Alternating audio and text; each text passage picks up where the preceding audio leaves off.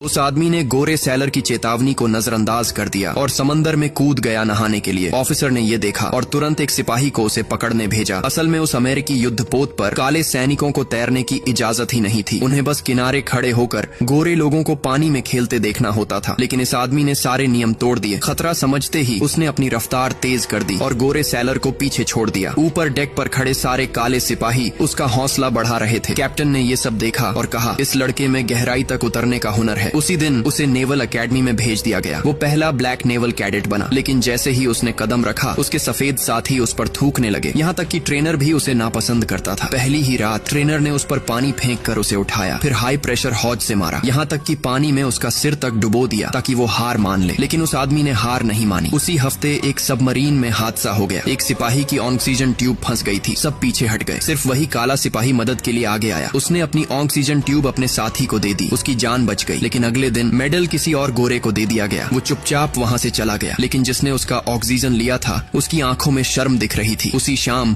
वो एक बार में गया। वहाँ ट्रेनर ने फिर उसका रंग उछालकर उसका मजाक उड़ाया। अब वो बर्दाश्त नहीं कर सका और उसने उसे चैलेंज कर दिया। दोनों ने डाइविंग सूट पहना और सांस रोकने की प्रतियोगिता शुरू हुई। 5 मिनट बीते। ट्रेनर का चेहरा लाल हो गया, नाक से खून निकलने लगा और वो आदमी अब भी शांत था, ठंडा, स्थिर। रेफरी ने दरवाजा खोला और विजेता वही था, वो आदमी। डीन को गुस्सा आया। वो नहीं चाहता था कि कोई काला लड़का ग्रेजुएट हो। रात में ट्रेनर उसके पास आया। कहा, छोड़ दे ये सब, पर उसने मना कर दिया। गुस्से में ट्रेनर ने उसका रेडियो तोड़ डाला और धमकी दी। अगले दिन फाइनल डाइविंग टेस्ट। ट्रेनर ने चाल चली, उसके टूल बैग को काट दिया। सारे औजार समंदर की गहराई में बिखर गए। सबने टेस्ट खत्म किया और ऊपर आ गए। सिर्फ वो आदमी नीचे ही रहा। घंटों बीत गए। सबको लगा वो हार गया। फिर रस्सी खींची गई और ऊपर आया एक परफेक्ट असेंबल्ड प्रोपेलर। 10 घंटे बाद वो लड़खड़ाता हुआ वापस किनारे पहुंचा। उसका चेहरा नीला पड़ चुका था, लेकिन हौसला अब भी जिंदा था। ट्रेनर ने सबके सामने कहा, तू पास हो गया। जाते जाते उसने देखा रेडियो फिर से ठीक कर दिया गया था। वो मुस्कुराया और रेडियो बंद कर दिया। वो समझ गया था यही उस ट्रेनर की माफी थी। दोस्तों, इस दुनिया में आपको कैसे लोग सबसे ज्यादा पसंद आते हैं? कमेंट में जरूर बताना।